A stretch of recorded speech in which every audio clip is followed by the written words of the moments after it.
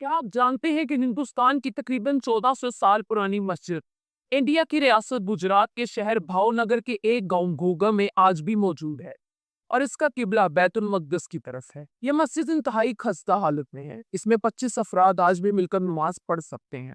इस मस्जिद के 12 सतून हैं जिनके ऊपर मस्जिद की छत बनाई गई है। मस्जिद के ऊपर गुंबद है और मस्जिद के मेहराब पर बिस्मिल्लाह की नक्श निगारी भी उसी दौर की है।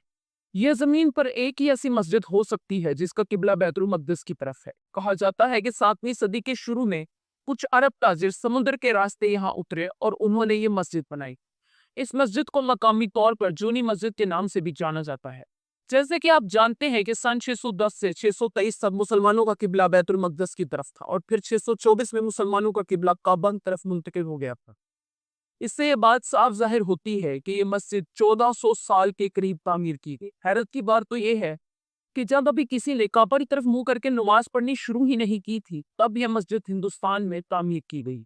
यानी ये मस्जिद उस वक्त तामीर की गई जब रसूलुल्लाह सल्लल्लाहु अलैहि वसल्लम हयात थे। इस मस्जिद की तारीख ये वाज़ेह करती है कि हिंदुस्तान के बासियों ने भी बहुत पहले ही इस्लाम कबूल करना शुरू कर दिया, क्योंकि इस्लाम मोहब्बत और भाईचारे का दीन है।